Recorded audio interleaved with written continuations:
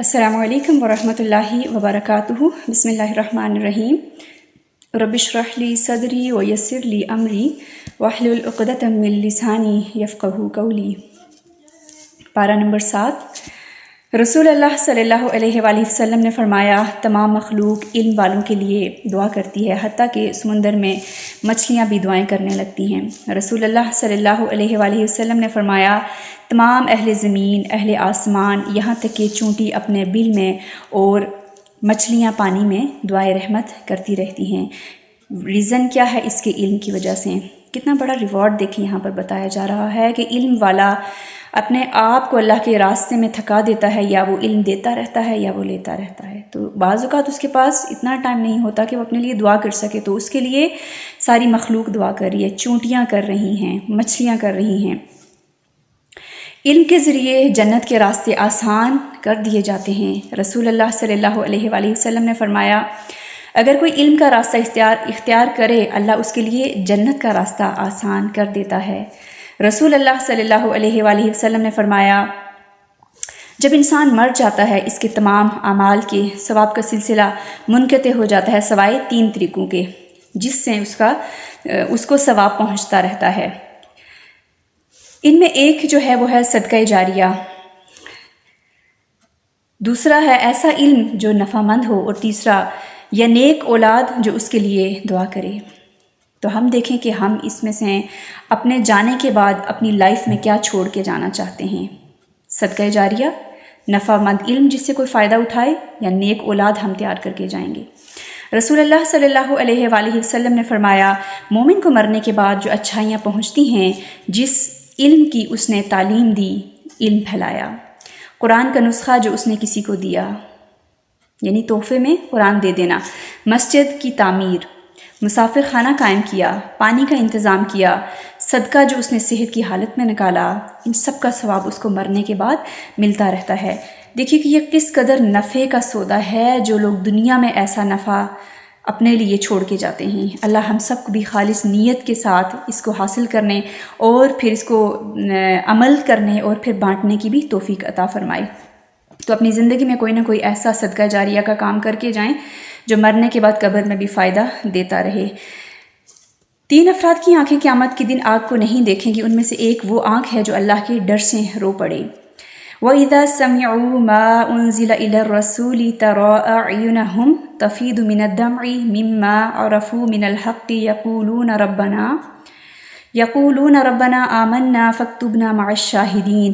اور جب وہ رسول پر نازل کیا گیا کلام سنتے ہیں تو آپ دیکھتے ہیں کہ ان کی آنکھیں آنسوں سے بہہ رہی ہوتی ہیں۔ اس کی وجہ یہ ہے کہ انہوں نے حق کو پہچان لیا۔ وہ کہتے ہیں، اے ہمارے رب، یہ آنسوں اللہ کی یاد میں بہتے ہیں۔ کیا ہمارے آنسوں اللہ کی یاد میں بہتے ہیں، یا دنیا کی یاد میں، یا آخرت کی یاد میں؟ ہمارے آنسوں لوگوں کی یادوں میں بہتے ہیں یا اللہ کی یاد میں؟ یہاں ان لوگوں کی تعریف بیان فرمائی گئی ہے کہ اللہ کا کلام سن کر ان کی آنکھوں سے آنسوں بہنا شروع ہو جاتے ہیں۔ اللہ نے ہمیں سب سے بہتر امت بنایا ہے، کیا ہم بہتر امت ہونے کا حق ادا کر رہے ہیں یا نہیں؟ ایمان، تقوی اور خشیت کا تقاضا کرتا ہے۔ ہمارے اندر سے تقوی ختم، ہمارے اندر سے خشیت، اللہ کا خوف ختم۔ تو اب اللہ تعالیٰ سے مانگا کریں، اللہ تعالیٰ وہ علم مجھے دے، وہ راستہ دکھا جس راستے پر چل کر میں تجھ تک پہنچ سکوں۔ پھر صدقہ کی بات کی گئی۔ امیری یہ نہیں کہ انسان کے پاس مال زیادہ ہو، بلکہ امیری تو یہ ہے کہ انسان کا دل غنی ہو۔ اگر مال سے صدقہ نہیں کر سکتے، پہلی پرائرٹی آپ کے پاس مال ہے تو دوسروں کی مال کے ذریعے مدد کی جائے۔ اگر مال نہیں تو کیا ہم صدقہ نہیں کریں گے؟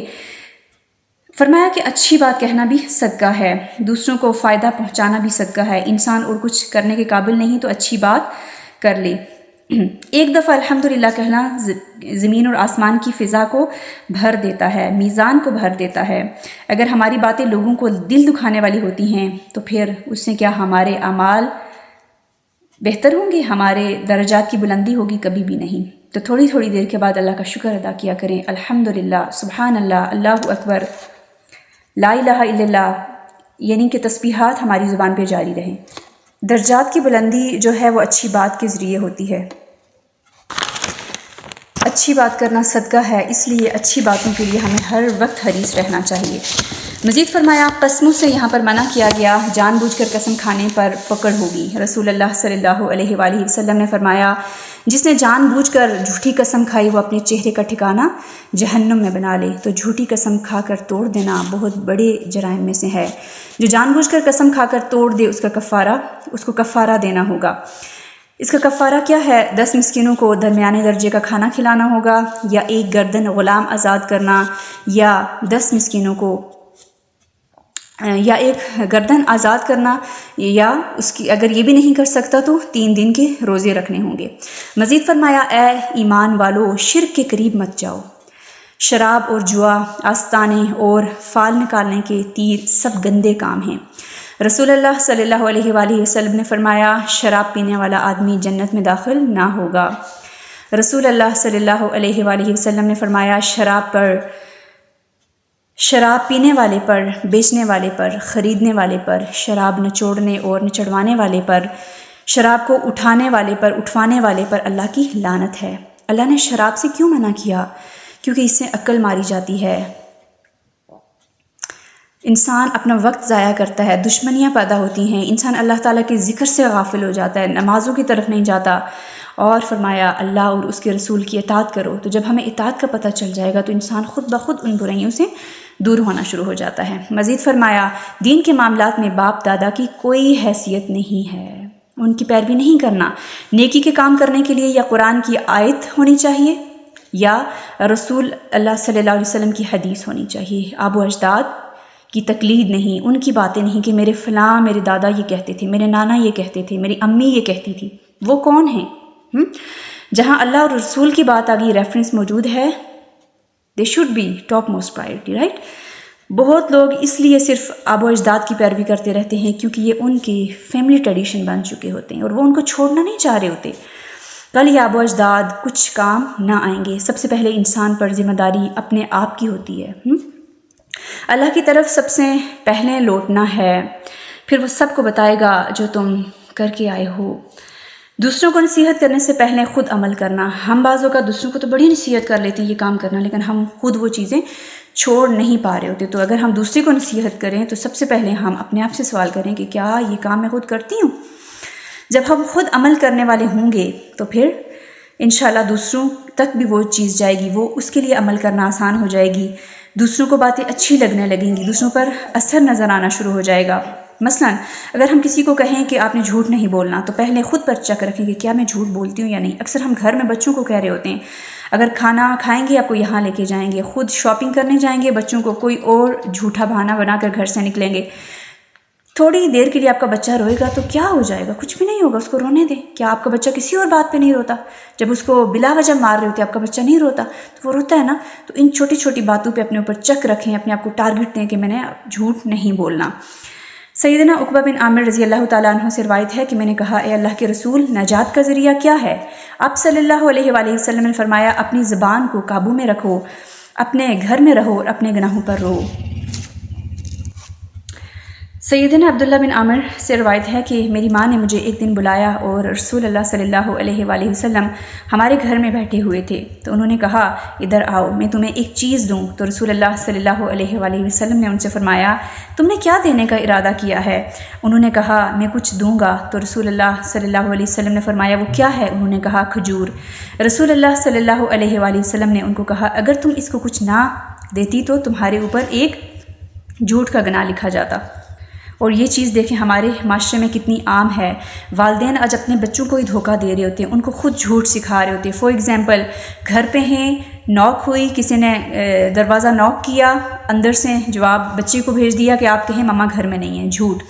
کال آئی آپ بات کرنا نہیں چاہ رہے ہیں، بچے کو کہیں گے فون پہ بول دیں ماما گھر پہ نہیں ہیں۔ تو آج ہم اپنے بچوں کو خود دھوکہ دینا سکھا رہے ہیں، جھوٹ بولنا سکھا رہے ہیں۔ کل ہمارے بچے دھوکہ جب دیں گے ہمیں، والدین کو چیٹ کریں گے تو اس میں ان کا قصور نہیں ہوگا، کیونکہ آپ نے جو برتن میں ڈالا ہے آج وہی آپ کو واپس مل رہا ہے، وہی نکل رہا ہے برتن میں سے۔ تو برتن میں وہی چیز، اچھی چیز ڈالیں جو کہ کل آپ کو فائدہ دے، جو آپ نکالنا چاہتے ہیں۔ آپ میں سے بہت زیادہ لوگ ماشاءاللہ سے یہ چیز جانتے ہوں گے، شیخ عبد القادر جیلانی کا واقعہ بچپن سے کتابوں میں پڑھتے آئے ہوں گے۔ شیخ عبد القادر جیلانی کہ بچپن کا ایک واقعہ ہے۔ آپ 14 برس کی عمر میں جب بغداد کی طرف نکلے تعلیم حاصل کرنے کے لیے روانہ ہوئے تو ان کی والدہ محترمہ نے ان کو کیا نصیحت کی تھی کہ بیٹا آپ نے جھوٹ نہیں بولنا، تعلیم کے لیے بھیج رہی اور ساتھ نصیحت کہ آپ نے جھوٹ نہیں بولنا۔ اب راستے میں کیا ہوا کہ جس قافلے میں وہ تھے ڈاکو نے ان پر حملہ کیا، ان کے پاس آئے اور کہا کہ یہ لڑکے تمہارے پاس کیا ہے؟ تو انہوں نے سمپل وے آنسر کر دیا کہ 40 اشرفیاں ہیں۔ اب وہ ڈاکو حیران تھے اور ان کو اب اپنے سردار کے پاس لے کے گئے۔ سردار نے بھی یہی سوال کیا، انہوں نے کہا 40 اشرفیاں۔ اب وہ بھی بڑے حیران، اور ان ڈاکو نے سردار نے اس کو کہا کہ اگر تم یہ بات چھپا دیتے تو ہم کبھی بھی یہ نہیں ڈھونڈ سکتے تھے، تم نے جھوٹ کیوں نہیں بولا؟ تو انہوں نے کہا کہ میں تعلیم کے لیے جا رہا ہوں، میری ماں کی نصیحت تھی بیٹا کبھی جھوٹ نہ بولنا۔ وہ کیسی ماں تھی جس کی نصیحت اثر کر گئی، اس کی تربیت کام آئی، اور وہ کیسا بیٹا تھا کہ جس نے اپنی ماں کی باتوں کی قدر کی اور جھوٹ نہیں بولا۔ اور اس کا فائدہ کیا ہوا کہ جتنے بھی وہ ڈاکو تھے انہوں نے ڈکیتی سے آئندہ کے لیے توبہ کر لی اور وہ ایک سیدھے راستے پہ آ گئے۔ تو بعض اوقات ہماری سچائی جو ہے وہ کسی کو سیدھے راستے کی طرف راہ دکھا دیتی ہے، تو ہمیشہ سچا بن کے دکھائیں، خالص بن کے دکھائیں۔ اللہ تعالی ہم سب کو بھی سچوں کی صف میں شامل کر لے، ہم کل دنیا سے بھی جائیں تو ہمارا نام صدیقین میں لکھا جائے، صدیقہ کہلائیں ہم۔ قیامت کے دن سچائی کام آئے گی، فرمایا آج سچوں کو ان کی سچائی فائدہ دے گی، سچائی کام آئے گی۔ سچائی نیکی کا راستہ دکھاتی ہے اور نیکی جنت کا راستہ دکھاتی ہے۔ انسان سچ بولتا رہتا ہے تو وہ صدیق کہلاتا ہے، آدمی جھوٹ بولتا ہے، جھوٹ برائی کی طرف لے جاتا ہے اور اللہ کے ہاں جھوٹا لکھ دیا جاتا ہے۔ جھوٹ کی ممانعت اس لیے بھی ہے کیونکہ جھوٹ انسان کی پرسنالٹی کو اوور آل بھی نقصان دے رہا ہوتا ہے۔ بخاری اور مسلم کی حدیث میں آتا ہے کہ جھوٹ بولنے سے رزق گھٹ جاتا ہے، جہاں ایمان کا نقصان ہے وہاں مال کا بھی نقصان ہے۔ تو اللہ تعالیٰ سے دعا ہے کہ اللہ تعالیٰ ہمیں جھوٹ سے نفرت کرنے والا اور سچ سے محبت کرنے والا بنا دے۔ کوئی بھی کام کریں چاہے وہ سچ کا معیار ہے، جھوٹ کا معیار ہے، کوئی بھی برائی کرنے لگیں اچھائی کرنے لگیں تو اپنی آخرت کو سامنے رکھتے ہوئے کریں کہ میرا رب اس ٹائم میرے بارے میں کیا سوچ رہا ہوگا، تو ہوپس ہو کہ ہمارا عمل ٹھیک ہونا شروع ہو جائے گا۔ سورۃ الانعام مکی صورت ہے۔ جب یہ صورت اتری تو 70,000 فرشتے اس کے ساتھ اترے، سبحان اللہ، اس کے ساتھ تھے۔ تمام تعریف اللہ کے لیے ہے جس کی تمام صفات کامل ہیں اور واقعی تعریف کے لائق ہے۔ تعریف تو بہت چیزوں کی ہم کرتے ہیں، فلاں کا لباس بہت پیارا ہے، فلاں کی آنکھیں بہت پیاری ہیں، فلاں کے ہاتھ بہت پیارے ہیں، فلاں کی ڈریسنگ اس کا سینس بہت اچھا ہے، لیکن یہاں اللہ سبحانہ و تعالیٰ کی تعریف بیان کی گئی جو سب بادشاہوں کا بادشاہ ہے۔ تمام تعریف اللہ کے لیے جس کی تمام صفات کامل ہیں، وہ واقعی تعریف کے لائق ہے۔ حمد اس کی، تعریف اس کی، کیونکہ وہ کامل صفات والا ہے، وہ حمد کے لائق ہے، وہ پوری کائنات کا مالک ہے، نظام اس کے ہاتھ میں ہے، اسی لیے اس کی تعریف ہے۔ افضل ایمان صبر کرنا ہے۔ نیکسٹ کیا بات کی گئی؟ افضل ایمان کیا ہے؟ صبر کرنا اور نرمی کرنا۔ رسول اللہ صلی اللہ علیہ وآلہ وسلم نے فرمایا ان اللہ مع الصابرین، بے شک اللہ صبر کرنے والوں کے ساتھ ہے، بے شک ہر مشکل کے ساتھ آسانی ہے۔ ان مع العسر یسرا، بات تو وہ لوگ مانتے ہیں جو دل کے کانوں کے ساتھ سنتے ہیں، بے شک مومن نصیحت کو قبول کرتا ہے، جس کا دل زندہ ہے وہ سنتا ہے، جس کے دل پر مہر لگ جائے وہ نصیحت قبول نہیں کرتا۔ تکلیف کے موقع پر اللہ کے آگے عاجزی، توبہ کرنی چاہیے، دعا کرنی چاہیے گڑ گڑا کر۔ مشکلات میں رجوع بندوں سے نہیں بلکہ اللہ سبحانہ و تعالیٰ کی طرف کرنا چاہیے، کیونکہ وہ قابل تعریف ہے۔ وہ لوگ ہیں جو لوگوں سے مانگتے ہیں، لوگوں کی طرف جائیں گے، فون کریں گے، ان کو اپنے پرابلمز بتائیں گے، جبکہ مشکلات سے کون نکالتا ہے؟ اللہ تعالیٰ نکالتا ہے۔ اور اگر ہم اللہ تعالیٰ کے آگے جھکیں گے تو وہ تمام تکالیف کو ہم سے ٹال بھی دے گا اور بہترین سے نوازے گا۔ وہ جو اللہ سے مانگنے لگتے ہیں وہ پھر اللہ تعالیٰ کے مزید قریب ہونا شروع ہو جاتے ہیں۔ تو یاد رکھیے کہ تکالیف کوئی بھی ہیں تو اس میں گڑ گڑا کر رو رو کر اپنے رب سے دعائیں مانگیں۔ ہم بعض اوقات کسی کے بتائے ہوئے وظیفے کرنا شروع ہو جاتے ہیں، لاکھوں کی تعداد میں پڑھنا شروع کریں گے، لیکن ایک دفعہ بھی اس کو سمجھ کر نہیں پڑھتے کہ میں نے اس میں کیا مانگا۔ فار ایگزامپل اگر ہم پڑھیں لا الہ الا انت سبحانک انی کنت من الظالمین، ہماری صرف زبان موو کر رہی ہے، ہم صرف لب ہلا رہے ہیں، لیکن ہمیں تو پتہ ہی نہیں میں نے مانگا کیا۔ تو خالص نیت سے اگر اس کو ایک دفعہ بھی اپنے رب سے مانگ لیں گے تو وہ بھی کافی ہو جائے گی۔ تو جو پڑھیں اس کے اوپر غور و فکر ضرور کریں کہ ہم نے کیا پڑھا۔ رسول اللہ صلی اللہ علیہ وآلہ وسلم نے فرمایا بے شک تمہارا رب بڑی حیا والا ہے، اس کو اس بات سے شرم آتی ہے کہ وہ ہاتھ اٹھائیں اور وہ خالی ہاتھ لوٹا دیں۔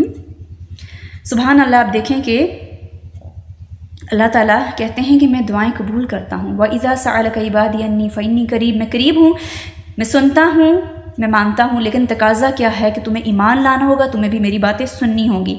تو کوئی بھی مشکل، آزمائش، پریشانی ہے، شکوہ نہیں، شکایت نہیں، ان باتوں کا اظہار نہیں کرنا، بلکہ اللہ تعالیٰ تیرا شکر ہے، تو ہی غم سے نکالنے والا ہے۔ صدقہ کر لیں، ذکر و اذکار کو بڑھا دیں، نوافل کی کثرت کر لیں، استخارہ کر لیں، اللہ سے رابطے اور زیادہ مضبوط کر لیں اور زیادہ اللہ سے روح لگا لیں۔ لیکن لوگوں کو اپنے حال بتا بتا کر ان کو بھی اریٹیٹ مت کریں، لوگ نہیں سننا چاہتے، کیوں لوگوں کو پریشان کرتے ہیں؟ تو اپنا مسئلہ اللہ تعالیٰ کی عدالت میں پیش کیجیے۔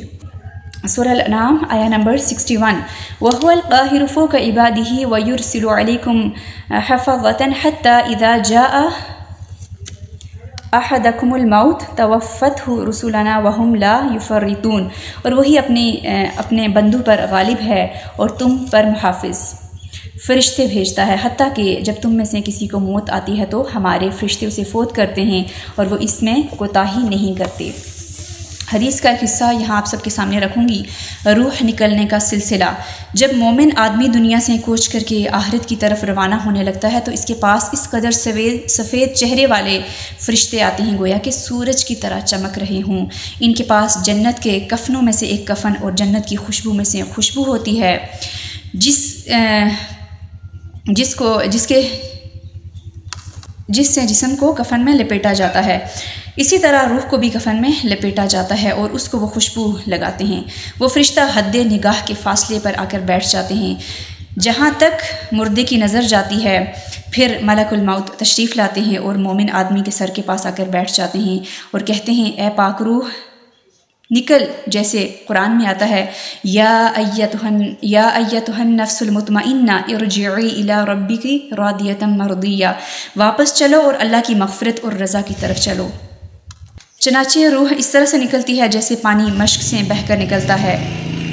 پھر ملک الموت اس کو پکڑ لیتا ہے، کیونکہ وہ جانتا ہے کہ کس طرح اس کو سمیٹنا ہے۔ ملک الموت کے ہاتھ میں لمحے بھر کے لیے وہ روح رہتی ہے کہ دوسرے فرشتے اس کو لے کر جنت کے کفن میں اس کو لپیٹ لیتے ہیں۔ بالکل یہاں پہ وہ والا سین اگر ہم یاد رکھیں کہ جیسے ایک بچے کی ڈیلیوری ہو رہی ہے تو بیبی کو پہلے ڈاکٹر لیتی ہے، پھر نرس، پھر اس کے بعد فیملی کے ہینڈ اوور اس کو کر دیا جاتا ہے۔ وہی معاملہ یہاں پہ لگ رہا ہے۔ اسی طرح فرشتے آگے دے دیتے ہیں، وہ فوراً اس کو جنت کے کفن میں لپیٹتے ہیں، جنت کی خوشبو سے معطر کر دیتے ہیں۔ اس روح سے بہترین خوشبو آتی ہے۔ پھر وہ فرشتے اس روح کو لے کر آسمان کی طرف جاتے ہیں۔ راستے میں جہاں جہاں مقرب فرشتے انہیں ملتے ہیں وہ کہتے ہیں، یہ پاکیزہ روح کس آدمی کی ہے، یہ کون جا رہا ہے؟ جواب میں فرشتے کہتے ہیں، یہ فلاں شخص کی ہے جو دنیا میں اپنے فلاں بہترین نام کی وجہ سے پہچانا جاتا تھا، اپنی نیکی کی وجہ سے اس نام سے جانا جاتا تھا۔ تو وہ نام لے کر بتاتے ہیں، فرشتے اس کی روح لے کر آسمان دنیا تک پہنچ جاتے ہیں اور اس کے لیے پہلے آسمان پر دروازہ کھولنے کی درخواست کرتے ہیں۔ دروازہ کھول دیا جاتا ہے اور اس آسمان کے فرشتے مومن کی روح کو اگلے آسمان تک الوداع کہتے ساتھ جاتے ہیں۔ جس طرح دنیا میں اگر ہم دیکھیں جنازہ جاتا ہے تو اس کے ساتھ لوگ ساتھ جاتے ہیں، اسی طرح سے روح کے ساتھ بھی فرشتے ساتھ مل کر جاتے ہیں اور وہ دوسرے آسمان تک اس کو چھوڑ کر آتے ہیں، حتیٰ کہ فرشتے اس روح کو لے کر آخری آسمان تک پہنچ جاتے ہیں۔ ہر آسمان پر اسی طرح دروازہ کھلتا ہے، اللہ تعالیٰ کی طرف سے حکم ہوتا ہے کہ میرے بندے کا نام علیون میں لکھ لو اور اسے زمین کی طرف واپس اس کے جسم میں لوٹا لو، کیونکہ قبر میں حساب کتاب ہونا ہوتا ہے۔ اسے مسند احمد نے روایت کیا ہے۔ پھر اسی طرح ایک اور حدیث کا کچھ حصہ حضرت ابو ہریرہ سے روایت ہے کہ حضور اکرم صلی اللہ علیہ وآلہ وسلم نے فرمایا کہ فرشتے روح قبض کرنے کے لیے جب مرنے والے کے پاس آتے ہیں تو نیک اور صالح ہونے کی صورت میں فرشتے کہتے ہیں، اے پاک روح تو پاک جسم میں تھی۔ یعنی اس سے پاکیزگی کی کتنی اہمیت بھی یہاں پر پتہ چلتی ہے کہ پاک روح تو صاف ستھرے جسم میں تھی، اب تو جسم سے نکل تو تعریف کے لائق ہے، یعنی تو قابل تعریف ہے، اللہ کی رحمت سے خوش ہو جا، تیرے لیے جنت کی نعمتیں ہیں، تیرا رب تجھ سے راضی ہے۔ فرشتے مرنے والے کو مسلسل ایسے ہی کہتے رہتے ہیں یہاں تک کہ روح جسم سے نکل آتی ہے، لیکن پھر مرنے والا اگر برا آدمی ہو تو فرشتے کہتے ہیں اے خبیث روح نکل، تو خبیث جسم میں تھی، نکل اس جسم سے ذلیل ہو کر، اور بشارت ہو تجھے کھولتے پانی کی، پیپ کی اور دوسرے عذابوں کی۔ فرشتہ روح نکلنے تک مسلسل یہی کہتا رہتا ہے اور اسے لے کر آسمان کی طرف جاتے ہیں۔ آسمان کا دروازہ اس کے لیے نہیں کھولا جاتا۔ آسمان کے فرشتے پوچھتے ہیں یہ کون ہے؟ جواب میں کہا جاتا ہے یہ فلاں شخص ہے۔ آسمان کے فرشتے کہتے ہیں اس خبیث روح کے لیے جو خبیث جسم میں تھی کوئی خوش آمدید نہیں ہے، اسے ذلیل کر کے واپس بھیجو۔ آسمان کے دروازے خبیث روح کے لیے نہیں کھولے جاتے، چنانچہ فرشتے اسے آسمان سے نیچے پھینکتے ہیں، وہ قبر میں لوٹ آتی ہے۔ اسے ابو ماجہ سے روایت کیا گیا ہے۔ پھر ایک اور روایت میں پتہ چلتا ہے کہ مومن آدمی کی روح آسمان پر پہنچنے سے پہلے ہی آسمان کے فرشتے اس کے لیے رحمت کی دعائیں کرنے لگتے ہیں۔ صحیح مسلم کی روایت میں آتا ہے کہ نبی کریم صلی اللہ علیہ وآلہ وسلم نے کافر کی روح کی بو کا جب ذکر کیا تو اپنی چادر کا دامن اپنی ناک پر رکھ لیا۔ تو اللہ تعالیٰ سے دعا ہے کہ ہمارا شمار بھی علیون میں ہو، ہمارے لیے بھی خوشبودار کفن آئے، ہمارے لیے بھی آسمان کے دروازے کھولے جائیں، ہمارا بھی اچھا ویلکم کیا جائے، اور ہمارا دنیا اور آخرت میں ہمیں بھلائیوں سے نوازا جائے، اللہ تعالیٰ ہم سے راضی ہو، ہم اللہ تعالیٰ کی ملاقات کا شوق رکھتے ہوں اور اللہ بھی ہم سے ملنے کا، اللہ بھی ہماری ملاقات کا شوق رکھتا ہو، آمین۔ مزید اللہ کے حق پر بات کی گئی کہ ان لوگوں نے اللہ کا حق نہیں پہچانا۔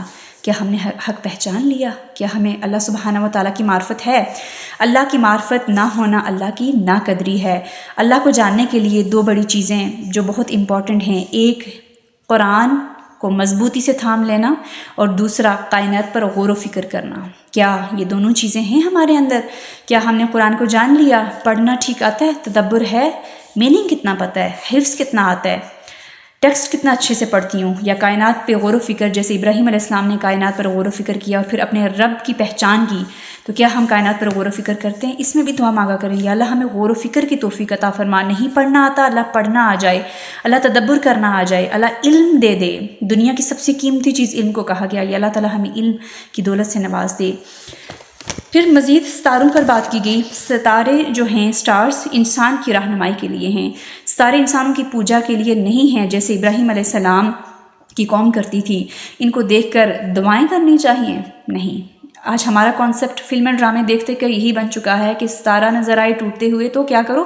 دعا کرو، جبکہ سورۃ الملک کی آیہ نمبر 5 میں فرمایا گیا وَلَقَدْ زَيَّنَّا السَّمَاءَ الدُّنْيَا بِمَصَابِيحَ وَجَعَلْنَاهَا رُجُومًا لِلشَّيَاطِينِ وَأَعْتَدْنَا لَهُمْ عذاب السعیر۔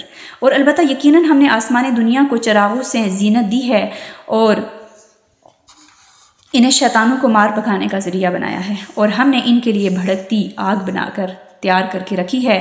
شیطانوں کو کیوں مارا جاتا ہے؟ کیونکہ وہ حدود سے باہر نکلتے ہیں، فرشتوں کی باتیں چوری چھپے سنتے ہیں، جبکہ ستاروں کے مقاصد کیا ہیں؟ یہ آسمانوں کی زینت ہیں، یہ چراغوں کی طرح جلتے رہتے ہیں، کتنے خوبصورت لگتے ہیں آسمان کے اوپر۔ اگر شیطان اس کی طرف جانے کی کوشش کریں تو یہ شرارہ بن کر ان کے پیچھے لگتے ہیں، شہاب ثاقب، اور وہ ان کو مار بھگاتے ہیں، راستوں کی نشاندہی کرتے ہیں، نہ کہ ان کو ٹوٹتے ہوئے دیکھیں تو ہم بھی نان مسلم کو فالو کرنا شروع کر دیں، ہم بھی دعائیں کرنا شروع کر دیں، یا کچھ اور مقاصد اس کے سمجھیں۔ آج کے لیسن سے ہم پیرا نمبر 7 سے ایکشن پوائنٹس جلدی سے نوٹ کر لیتے ہیں۔ سب سے پہلے ایمان کی تجدید ہمیں کرتے رہنا ہے۔ جان بوجھ کر قسم کھائی ہو تو اس کا کفارہ ادا کرنا ہوگا، ہم پہلے ڈسکس کر چکے ہیں، لیکن اگر جھوٹی قسم کھا لی تو اس پر توبہ استغفار کرنا ہوگا۔ گناہ نعمتوں کے زوال کا سبب بن جاتے ہیں، اچھی بات درجات کی بلندی کا باعث بنتی ہے۔ صبر اور تقوی جو ہے وہ مومن کی شان ہوتی ہے۔ گناہوں کی وجہ سے دین اور اللہ کی بات سمجھ میں نہیں آتی۔ اگر ہمیں دین سمجھ میں نہیں آتا، ہمیں اچھا پڑھنا نہیں آتا، تو ہم ضرور اپنے آپ سے سوال کریں کہ میں کون سا ایسا گناہ کر رہی ہوں جس کی وجہ سے میرا رب مجھے اس نعمت سے جو ہے محروم کرتا جا رہا ہے، تو اس پہ توبہ استغفار کی ضرورت ہے۔ اللہ کی معرفت نہ ہو تو اللہ کی انسان ناقدری کرتا رہتا ہے۔ اللہ کی معرفت کا حق یہ ہے کہ اللہ کو پہچانا جائے۔ اللہ تعالیٰ اٹھے ہوئے ہاتھوں کو خالی نہیں لوٹاتا، تو اللہ تعالیٰ سے خوب دعائیں مانگا کریں، صرف نماز کے ساتھ ریلیٹ کر کے نہیں کہ نماز کے بعد دعا مانگیں گے، بلکہ ہر ٹائم، جس ٹائم بھی آپ کو یاد آئے، جو اللہ تعالیٰ سے چاہیے دنیا اور آخرت کی بھلائیاں مانگیں۔ دین کے معاملات میں قرآن اور سنت کی پیروی کرنی ہے، آبا و اجداد کی پیروی نہیں کرنی۔ جزاکم اللہ خیرا کثیرا، بارک اللہ فیکم۔ اللہ تعالیٰ ہم سب کو علم لینے، عمل کرنے اور دوسروں تک پہنچانے کی توفیق عطا فرمائے۔ بارک اللہ فیکم، سبحانک اللہم و بحمدک، اشہد ان لا الہ الا انت، استغفرک و اتوب الیک۔ السلام علیکم ورحمۃ اللہ وبرکاتہ۔